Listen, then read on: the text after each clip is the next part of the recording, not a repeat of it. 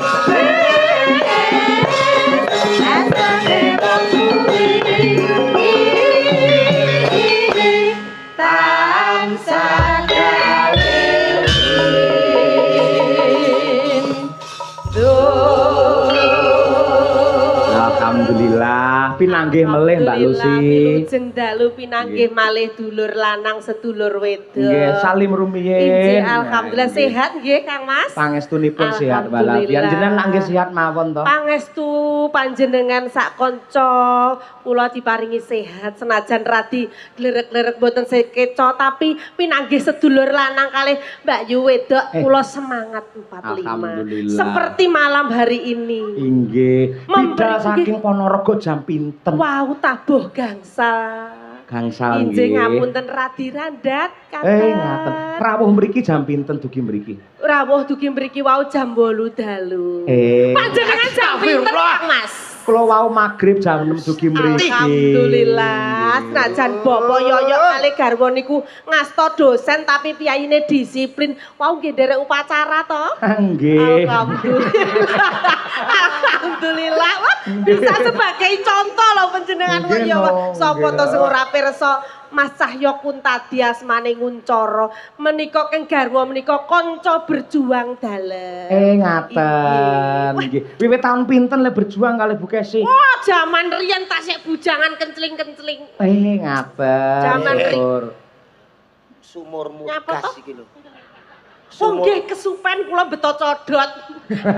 Kesupen. Ngapunten nderek tetepangan nggih. Masa senajan to ala tanpa rupa kados mekaten nggih. Niki pelawak kondang. Ya aja ala tanpa rupa ngoten niku. Lah ya napa? Nyek ngoten niku. Ora apa-apa. Alah. Ngeten lho nun sewu. Jenengan lek ngelokke piyayi ngoten niku padha karo meremehkan Tuhan karena ini adalah ciptaan dari Tuhan. Mboten meremehkan Tuhan tapi kula wau mewakili penonton ngeten nyun sewu. Sing medal Pak Yoyo riyen dalange ganteng ra ilok-ilok putih kaya embuh. Bareng to niki medal sanding kula. Alah pelawake kaya oglek bur gas ku lho. Oglek bur gas. Lah iki apa sumur gas iki dienggo oglek. Berarti pasangane berarti pisan. Luar biasa. Sampean yo nderek tep anu karo nderek bagekne Pak Dalang. Endi mau dalange? Oh iki apa ndas kurang. Kurang mriki nderek tetepangan. Kaya napa tasik dulur kalih bintang tamu pas teng Ponorogo wingi nika. Nika Putri nika lho. Oh, Yayu. Nggih. Yayu nika pun matek ketabrak Scoopy. Nggih. Masyaallah. Niki kula niki adike. Oh, adike. Nggih. Wong matur karo dalang tek kaya ayu-ayu dhewe terus ngenang ngene. Lho sing ape ngebur kono ku lho sapa? Piye to? Sampeyan ora pirsa to? Pak Dalang ki minangka presiden ning panggung iki. Ngerti. Awake dhewe kudu manut karo Bapak Dalang. Sopan santun kudu dingerteni senajan to Mas Yoyo iki masih muda. Kita tuh harus hormat seperti Bu Lurah juga begitu. Aja banding-bandingno karo Bu Lurah. Awakmu iki rumangsamu terus ayune ngungkuli Bu Lurah apa? Awakmu ki nek ora macak roh dhewe aku. Nyapa? Kowe rasa buka wadi ning kene, aja ngisini-sini aku. Ngene kemayu ngenang ngene, aku ning nggone Mbak. Loh, aku mah diarani kembar lho karo Bu Lurah. Sapa sing ngarani? Lah nek sing ngarani kembar. Sing ngarani kembar ayo engko esuk do ning nggone Mbak Lucy. Isuk-isuk Mbak Lucy engko wajah asline ra ketara. Piye? Ngoten niku. Ter ngangge daster ya. Nggih, ketara. Wong ayu ki ora iso ngungkuli kaya panjenengane Bu Lurah. Ayumu ki wis alah entek. Bodine lho Bu Lurah nalika ngendikan karo Jumeneng, bodine ngene. Kaya nawon kemit iki kaya nawon ndas ngene. Mantep gudang kuwi. Lagi roh daleme wis. Aku jan Mas Yoyo. Pripun, Mbak Lucy? Kula iso mlongo ora iso mingkem-mingkem jenenge dalem kok apike kaya ngono. Mbok mingkemne. Cagak kok gedine sak bokongku. Saka niku to. Jenenge saka ning kampung niku po. Alah iki rong bokongku rong tronton iki sampe gek iki unine wis ber mm. Iki ya melu-melu kan. Rekake nggih melu-melu. Oh, ndamel joglo ya? Bangun joglo. Napa? Ning Bu Lurah iki cagake piro mbok hitung? 16. 16 Terus nggonamu piro cagake? 32. Sugih awakmu no karo Bu Lurah berarti ya. Ha nyolong pethek no ki. Masyaallah Nyolong petek sugih. Aku ki nek kae ora perkara sugih. Cagake yo kaya Bu Lurah gede-gede. Cagake kae ora kaya Bu Lurah. Lah piye? Pring. Lah tak kene lawang ngarep mau masyaallah Mas Yoyo mlebet niku pun ukir-ukiran pintu. Sampai kamar juga pintu iku ukir-ukiran apa kandel-kandel ngono. Lah omahmu ngarepe nyebek ukir-ukiran ya arep mlebu. Nek raimu. Aja mbok kono nenek isin aku. Iya to? Kae ngarep omah ora ukir-ukiran. Lah padha kae Bu. Padha apane dibadhok rayap kok padha. Ngono kok sombonge ra ilok-ilok ngenyek aku ya ngono padha wae. Sik sampean prisa daleme Bu Lurah lak gumun to. Gumun kula. Jenengan dereng ngertos masjidipun. Nuwun sewu, menika langkung megah, langkung mewah, langkung indah. Lah, pedomane Bu Lurah piye carane? Masjid harus lebih indah daripada rumahnya pribadi. Lah kuwi mergo ngerti ora? Ya napa? Bu Lurah kae wis percaya yang terkandung di Fatihah iya kana abudu wa iya kana nasta'in. Marang Gusti muja lan nyembah, marang Gusti nyuwun lan ndonga. Mulane Bu Lurah sukses iku iso-iso kaya Bu Lurah itu semangat ada Pak Utomo yang hebat. Mereka berdua untuk menuju ihdinas siratal mustaqim. Jalan yang lurus untuk semua warganya. Lek ngene iki jan benek. Aku yang grumet julang lho, kok iso ndalil panganane iwak kirek ndalil. Mangan iwak kirek kandhake wong kono wingi tak kei semangkok ya dientek. Lah ora ngerti jare tak takoni mentok-mentok ngono. Ha wis tak rasani to. Niki lho, iki apa to Dik Jolang? Niki nuwun sewu rica-rica kambing balap. Oh, enak padahal asu lho, Mbak. Lah aku diblocokne lho aku tenan. Lah tak pangan entuk 20 no, kok enak ki asine apa to? Kambing balap. Kambing balap apa? Niku nuwun sewu asu Pak Dalang. Ya Allah, alhamdulillah kok enak. Mergo sampean muni nyun sewu nggih, nyun sewu sampean muni ngono kok ngendikane karo Pak Yoyok munine asu kok diparani nang aku nyapa? Areng ngelokne. Ora. Aja ngamukan. Wongku innallaha. Lah tapi ya tersinggung kok aku wong jenengan ngendika karo Pak Yoyok muni aku iki nuwun sewu, Mbak. Aku iki nuwun sewu. Mataku kero. Oh, bae kancane gareng. Kaya jenengan iki ngendikane lho, iki lho. Rupane ning kene iki lho. Kurang dhuwur. Mata kira kok mbok kon panteng. Iki nek umpamane Piyayi Putri iki nek ketok pasuryane apik, nadyan to mripatku ndiluk ning asline sing tak pirsani kan Giwang. Bayu. Giwang nek jenengan sing agem iso gedhe-gedhe ning pantes. Giwang ditok iki lho, Giwang iki. Oh, ndasku kurang munggah to. Iki dodo. Mulane Giwang kok nyemol. Ceng, yo ora. Rupane kok silit handang. Alah silit dandal. Wong rai ke nggo tandha mok iku lho si A, si B, si C. Rai nggo bedakno piyayine. Ning perkara wong lanang ki aja gengsi. Rai elek, rai ganteng. Manuke padha ae. Kok jurusane langsung tekan kono kuwi lho. Lah jenengan ngerti nika napa? Merpati to. Lah merpati mriki nek karo Solo sami mboten? Padha. Lah nek merpati mriki karo nggone Mbak Lucy Ponorogo sami mboten? Padha. Mulane wong urip iku aja lali sangkan parane. Lho, wong urip kudu parane kok rene iki lho. Bocah iki kat mau kok horor rek. Tak omong sangkan paran lek saka Gusti to munggah sangkan paran ngono. Lah Gusti Allah apa langsung delodok dadi wong nek ra rono sik. Edan ora. Lho, nggih ta mboten. Nggih bener. Mulane aja do penasaran rono-rono iki padha ora ana sing Malang. Nggih. Nggih Malang rene anake Blitar ya. Sik to aku ki jelasno wong urip kudu eling lan waspada. Nah iki kok hari kemerdekaan 17 Agustus. Sing Mas Mbak Cangik mau ngendika ana Serikat Dagang Islam nalika tahun 16 Oktober tahun 1905 kuwi didirikan di Solo. Mulane berangkat kemudian menjadi Serikat Dagang Islam. Kemudian London rejek langsung gawe sing jenenge Divide et Impera. Perpecahan. Lho, Mas yo rai kaya kamus ngene iki. Wo. Nek lagi aku hormat tenan ngerti divide barang kaya ngono. Lho. Elok. Kula niku nek trima piyai iki sarjana iki dosen kabeh lho. Dosen yo lah. Ngene iki sing menang dagelan nanti dosen. Nyatane yoga dosen rawani ngadeg. Lho ditantang disepelekke lho. Mulane karena kita jangan melihat penampilan, lihatlah hasil kinerjanya. Kena bulurah wis kadung ngendika lho. Iki nek aku kok umpama desaku kok lurahe kados bulurah ngene iki tak coblosi terus. Loh, sing kok coblos iki apa? Nalika nyalon niku lho kula pilih kula coblosi terus. Walah mak terang. Pundi ya pas suryane bulurah sing dimesti langsung tak pilih. Nek model ngene iki dadi lurah, wo. Akeh rondo mesti. Lah kok iso?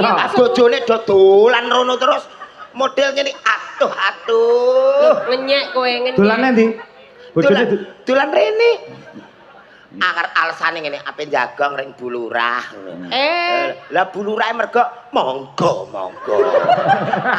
Lho justru bulurah sing ngerti adab pasar, ngerti tatanan lho aja ngenyek lho karo wong wedok. Wong wedok senajan tok kasar, justru perempuan sing kasar lek muni tek itu tandang gaene sengkut.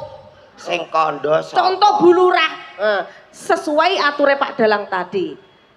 Persamaan gender, seorang perempuan bisa sederajat dengan seorang laki-laki. Contohnya bulurah gak kalah memimpin desa ngendi? Mojodelik menjadi desa yang sangat maju dan luar biasa.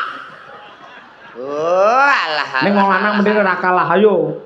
Wong lanang ya ora kalah. Dewa lanang yo. Bulurah iki hebat, masya wong wedok iku pinter iki nek ora ana restu karo sing kakung ora iso. Tur wong wedok iki nek kesel ape obate apa to? Sing nggawa obat iku sing kakung. Obat apa? Lho. Obat apa? Kae nek wis ana ing Panti Busana Palerman, kula sayah Bapak. Ya wis. Ayo. Hubungannya karo obat apa? Yo gen relax. Kersane relax yang sehari 24 jam kaya UGD mikirno kemakmurane rakyat. Dat endi mau lusi? Ya ta. Koncone semene gedine karo. Wong urip iku apa-apa wae ya iku mau kudu kaya bulurah. Aja lali sangkan parane biyen-biyene piye. Ngono kuwi. Jadi tegese piyai mriki niku luar biasa. Yang luar biasa juga masyarakat mriki. Karena apa? Pinter milih pimpinane seorang perempuan. Rata-rata wong wadon kuwi gemi, rata-rata wong wadon kuwi pinter ngecakne apa-apa. Iya, tapi aja ngrawuk cangkem.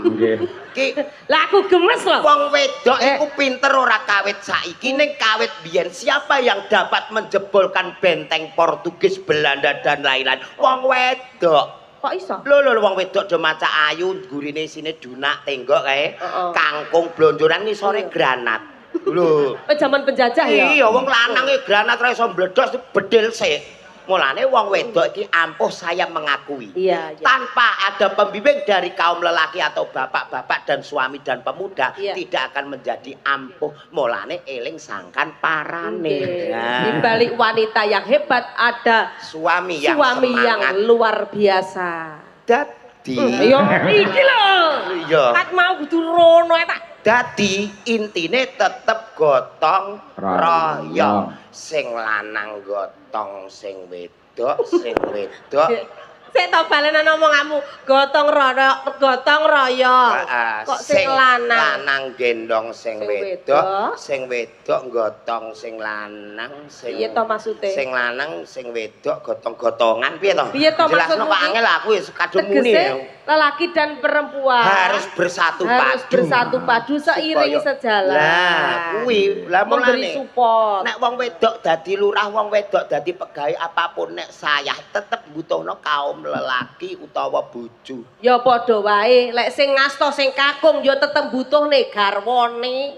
Ya ngono ku ya ana sing garwane kono-kono ku ya ana. Dadi kuwi lak nyontoni rapi meneh. Rapi piye to? Nyatane iki garwa-garwane iki ning dalem ning kene memberi inspirasi hiburan supaya ora penat. Iki garwane sapa iki? Lho.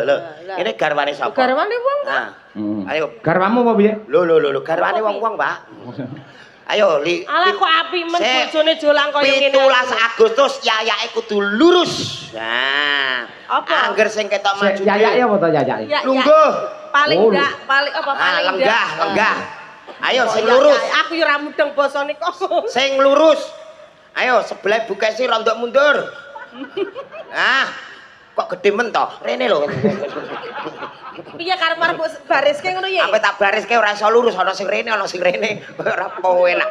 Dadi, lho mulane kenapa sekarang itu dengan kandungan arti merah putih merah berani, putih itu suci. Nek cara dukun utawa ngilmu kejawen marmati kakang kawah adi ari-ari getih puser sedulur papat kali mau pancer. Bali ning asal usule. Lho, balik kene nek. Lah rono nek iku entuk ta ora? Wong pancen wong urip iki asale kok ngisor, ora ana wong urip kon dhuwur kuwi. Wong urip ngono mesti dadak didudeng ngono kuwi. Lho, ora asal isin aku. Ora isin lah apa wis dimik cah papat nek isin. Kabene tekan didi. Wong kaya prawan gayane dandane, lha njikuk cemiti. Lah ngono ku ndak sing ape nyekel sapa, langsung tulisi selawe nyekel ngono. Hei, we penghinaan murah men iso selawe lho. Lah pinter tau umume pinter. Yang jelas nih. Masa aku selawe. Sampeyan yo, ini wanita lho. Nggih. Nun sewu, kula jenengan terlahir dari rahim seorang wanita. Kok iso ngregani ngono iso selawe lho. Lah, pinten to. Paling ora yo 17,5 lah. Jangan malah saya murah. Ya. Dalange yo ketoke hobi. Lambene ora. Sik tak selani sik. Nggih, monggo-monggo. Niki, mangke Mbak Lucy kang nembang. Nah, sing jenggleng iki Mas Julang. Oke. Siap. Pengirim dari warga masyarakat Mojo Delik. Kirim salam buat Bu Kades Ibu Hajah Yunti Rahayu. Semoga sukses selalu. Amin. Berkah panjang umur, diberikan kelancaran usahanya, diridhoi oleh Allah Subhanahu wa taala. Nyuwun tembang Caping Gunung. Oh, teng mriki niku fardhu ain. Apa kuwi? Wajib. Caping Gunung kuwi? Kok iso? Kok dalang utawa yoga ning kene ora iso caping gunung berarti belum senior. Mangsamu. Kene iki ape golek apa-apa komplit. Apa? Lho kene nek niat ora ana listrik ora susah piye kene. Obor gas pirang-pirang. Oh iya. Khusus awakmu kok bengi ra oleh kondur ya. Masa? Lah ngapa? Wong diweling karo Bu Lurah. Anu piye? Liyane iki gak penting wis kondur gak ora ngendikan apa. piye? Saka tresnane karo Mas Julang. Lah iya dah. Ngendikane piye Bu Lurah mau. Sesuk wis do kondur pamit tak sangoni pisan Mbak Lucy wis lunas. Perkara Mas Julang wis spesial aja oleh kondur.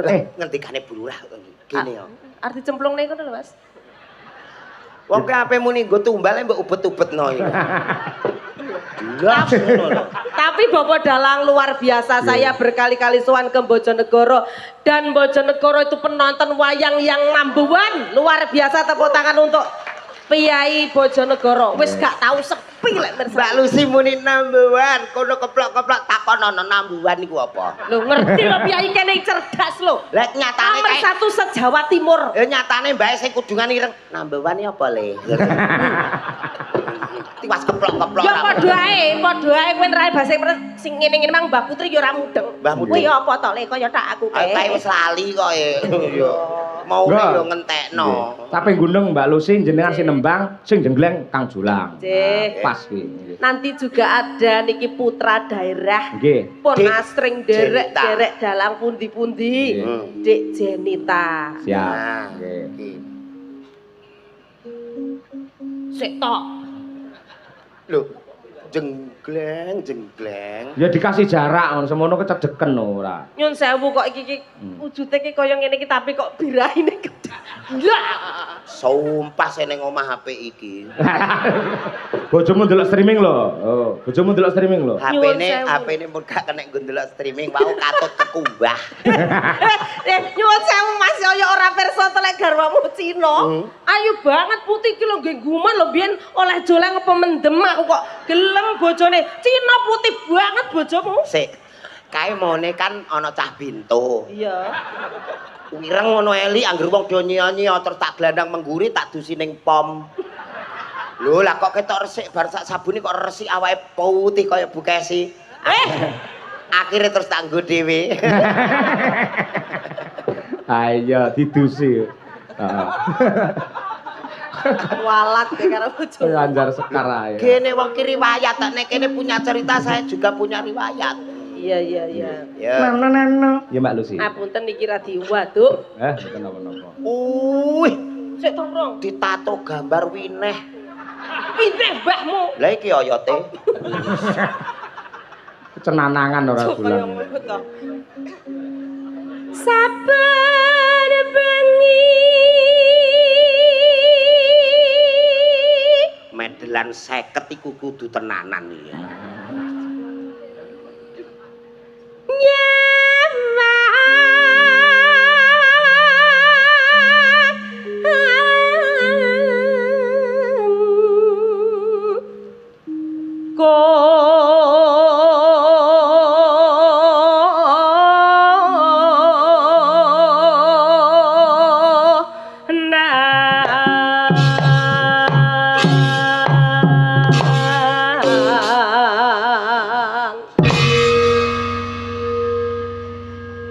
Piye jenglengane Mbak Lucy wi?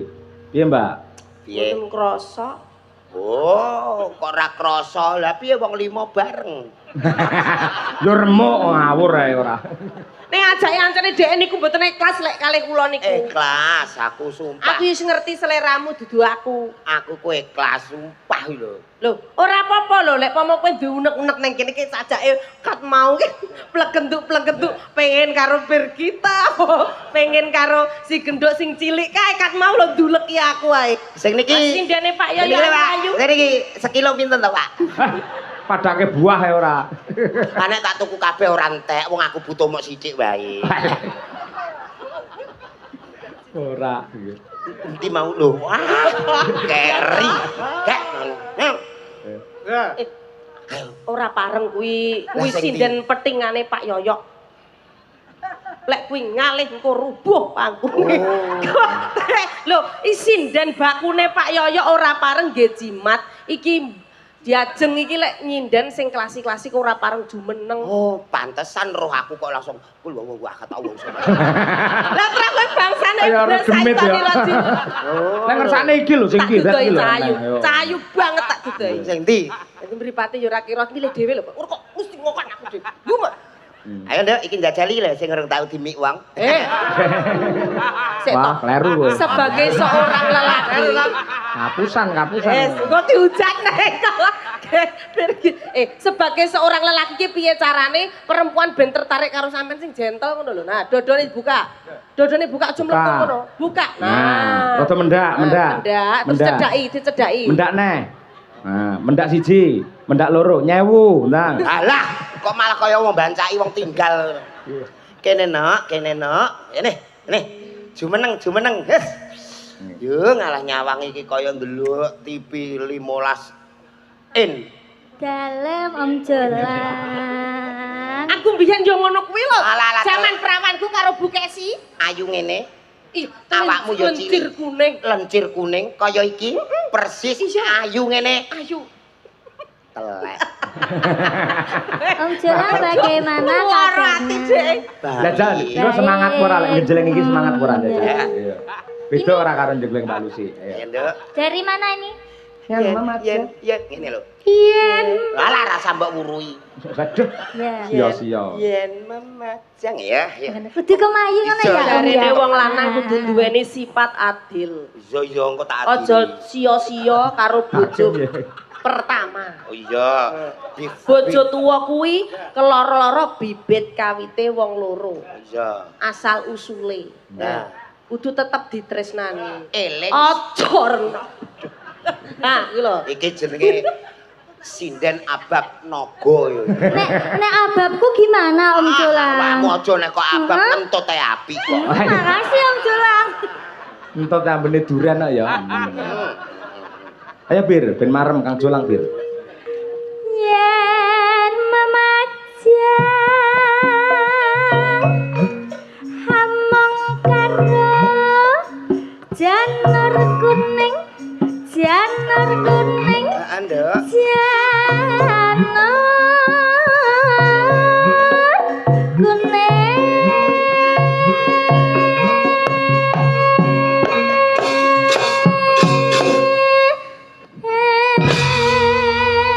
Elok semangat tenan membara. Enak banget Om Wah, Jolang. Makasih enak ya Om ume, Jolang. wah. Alah ndok wong kur mencolot pisan biasane iki lho ping 15. Karo aku. Wis Iso kono. gelem nek karo ping pisan. Kono ben sak omong-omong nek jengling awakmu iku kudu perlu ekstra tenanan, hati-hati. Soalnya bojono mi kudu Ah. diawet-awet ya Nek ta. jengling awakmu memang kudu hati-hati lah kae. Rasa jegleng aku rene tak endrem. Ora ning sebagai seorang suami yo kudu adil. Ayo. Jegleng iki genti yang mbok sepose. Ayo, semangate beda apa ora? Nek kono ki gampang nek jengling awakmu kudu hati-hati, kudu waspada mergone bojo nomor loro nek kae kolatar kowe masuk. Kaya apa ae sambung paralon piye iso. Maksude iki ketinggal ngono, ketinggal. Piyayine kan gedhe dhuwur maksude king latar oh kae Mbak Lucy. Ngono. Ngono kuwi jenenge ngenyek wong wadon. Ngenyek piye wong ki lho. Lah kuwi kok latar wis masuk ngono kuwi. Masuk. Padha karo lek wis tuwek iki ra penak.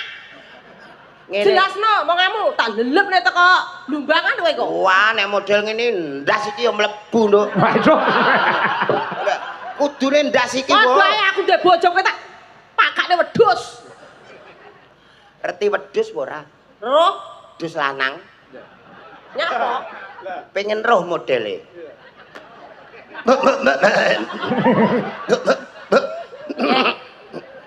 Ya, genten kono tak jeglek cemburunan andani mulane aja ngenyek wong elek-elekne lho. Ngerti dhewe. Ya, Kembang. Ya, Pak. kembak sik ya, Nduk, iki kok. Iya Om. Engko nek wis turu awake dhewe meneh. Alon-alon ae. Ya, alah. Lah iki kok wis gogroki, Nduk. Tulung kerok ana. Anggernya niki dinukas turu. Ya. Aja sia-sia. Ora wong asal usule kok kono kok. Engko jam 2 terno aku ya, Mak. Iya, piye dipateni? Ning jeding. Ngono kuwi marai nyuntungi gak apik karo bapak-bapak. Lampune dipateni nek ape tindak supaya ngirit setrum. Jelasno. Lah, oh. Sik. Ya.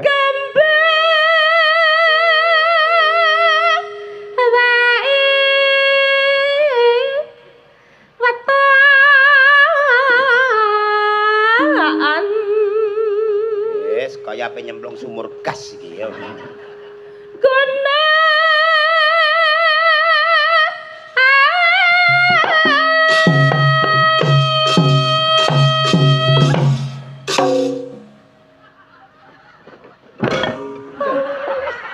Aja banter-banter. Alah, kudu nguyuh. Iki wis tak omongi to. Angger-angger wong-wong wis ka omah iki wis tak omongi kudu rangkepan.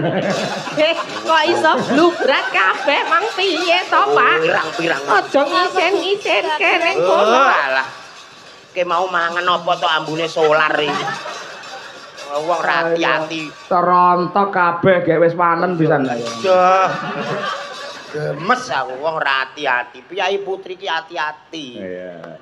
Kok Mbak Nom lho sak semburu Mbak Nom. Oh, Iya, iya, yuk. kita nanti berdansa ya. Saya anu, Pak. Alah. Aku ki nek ape wayah kene awakmu berdoa wae. Tulung kerono. Engko kerokan ora usah nganggo duit, nganggo untukku wis rantas iki. Iya. Ya lho. Pacitan sarwi. Oh, lah.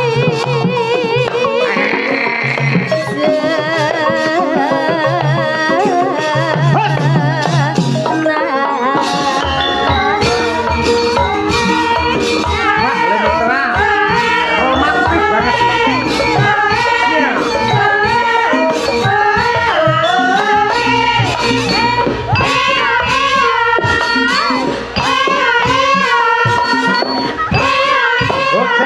Ben adil saiki ganti karo kae. Dansa, yo. Tak tung tak ndona. 3 4, yuk. Dansa. Sik. Karo kae. Aku sing mbok tuwek. Kula kon Dansa. yo alah. Ora sak dansane lek ora gelem. Dongakno aku muga-muga kuat yo. Iya. Nggih, Mas. Ayo. Alah sik. Ngono neh angger-angger. Ayo nelak-nelak ayo. Sabar. Padane mosok pucuk tuwek mentret. Gak trimo. Ayo trimo.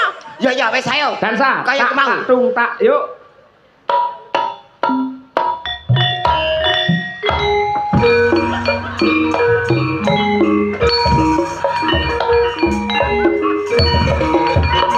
Loh, Oh, sing kono ikhlas. Aku digeret ke mrene. Iya, berarti Adis diikhlasne karo. Ya wis nek ngono aku tak mulih. Masyaallah.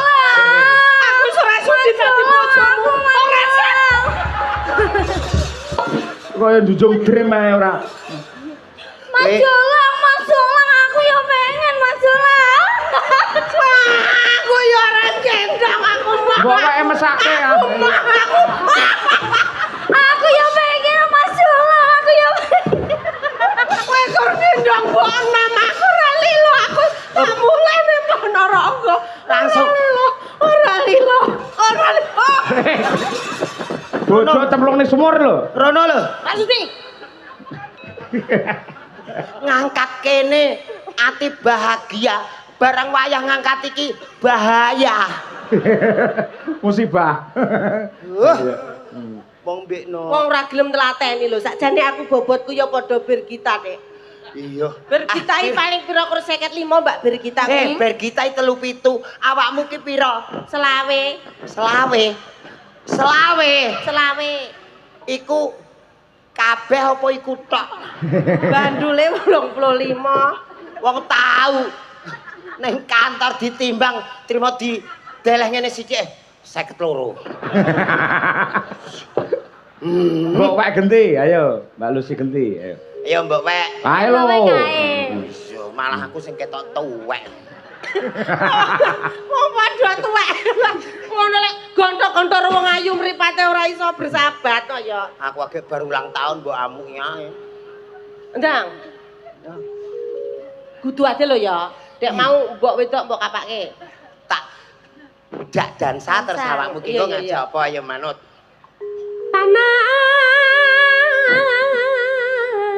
Panas.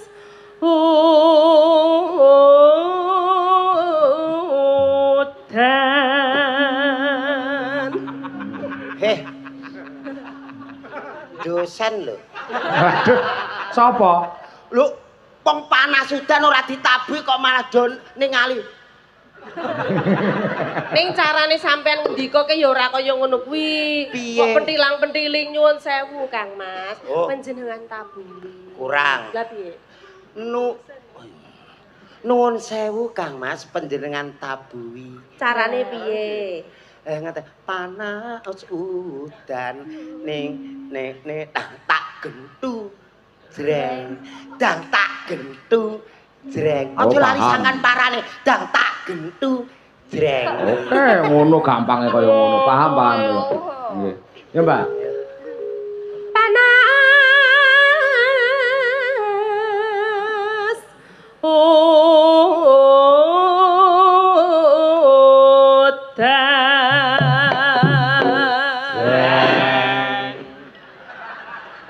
Gak bener kaya elekmu ngomong mau.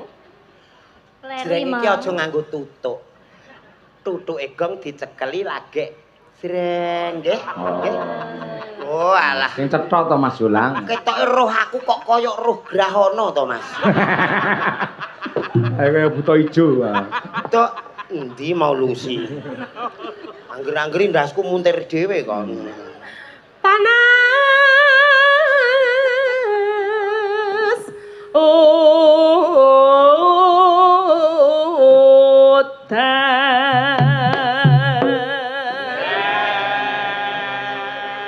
Koyoke enek dendam pribadi Pak Dik karo pian.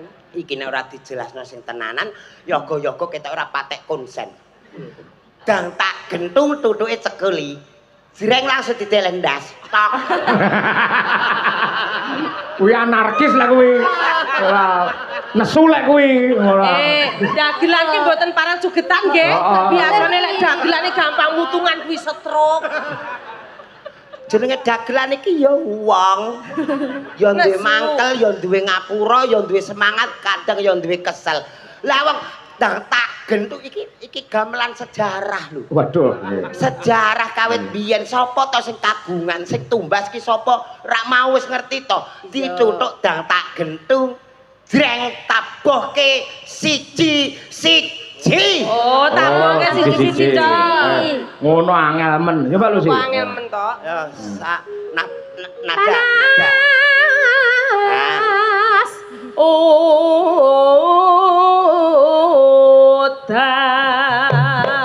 Dan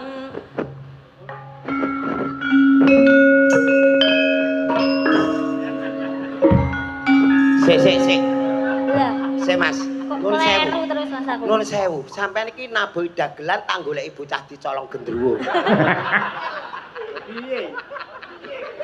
Lah jare kon siji-siji wis siji-siji lho ki Mas gentenan Siji-siji lho. ketibane iki maksude pentunge ki siji-siji, tutuke siji-siji bareng jreng.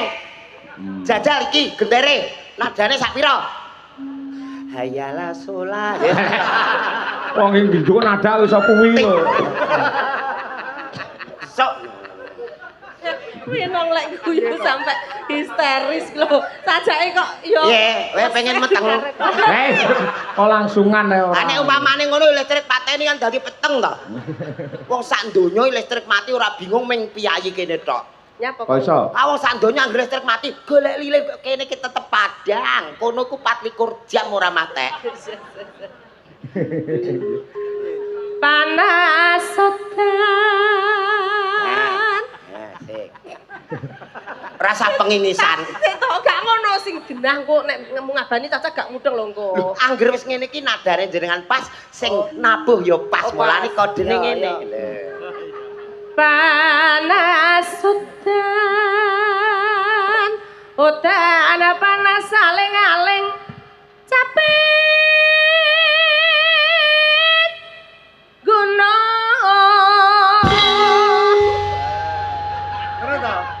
Bener to? Kompak to? Bener, Sa. Caca koyo duwe dendam pribadi karo pian iku. Ngene, Bro. Coba koreksi diri kamu. Coba. Nek wis ketoke wegah mulya. Age mulya, wong besmu kontake tak gawa. Ayo mulya. Wong Kuwi rene sing ngejak aku nimbali bulurau sing Nah, ndung iya. awakmu ora. yoga-yoga ini memang luar biasa. Nggih. Delok sing ngendang aduh. Iki piye bluro lho iki, aja aneh lho. Ape mbloro, ape jepon, ape jiken sapi turute kae ya wong. Oh iya. Tapi iki dosen lho ning gone isi Surakarta iki. Dosen lho masamu aku pira kono S pira? S1, S2. S2. Aku S6. Apa seneng akeh men iki? Apa? SD 1 2 3 4 5 6. Kono S1. Iki nek ketok S pilek iki. Jajal Birgita mendhe apik lagi lek. Ah, nek iki lho manis, Mas. Latihan. Nadyan wadon Jineman ding. sarta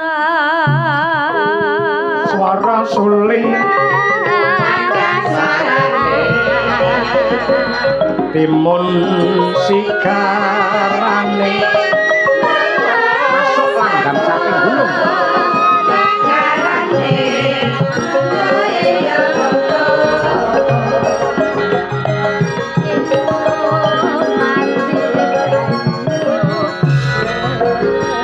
Kak Lucy tarik Mbak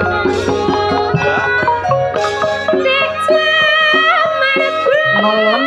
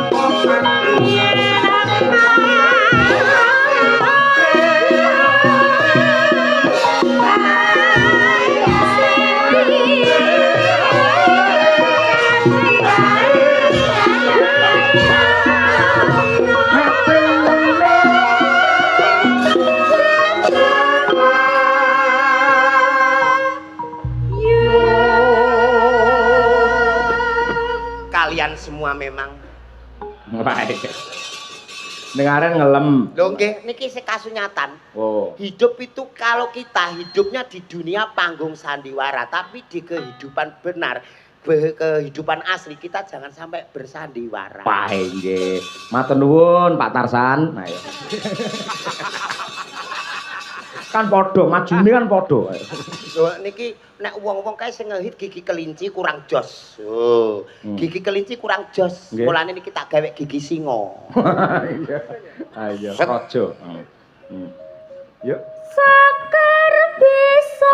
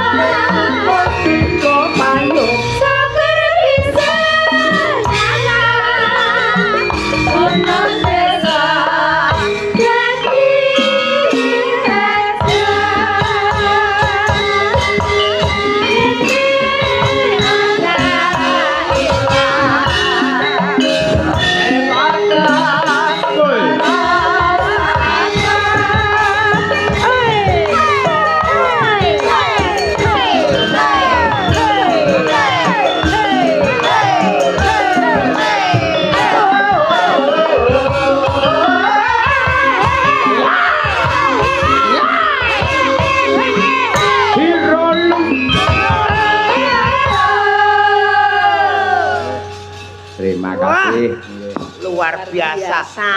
Nuwun sewu Mak Jange. Nggih. Mbok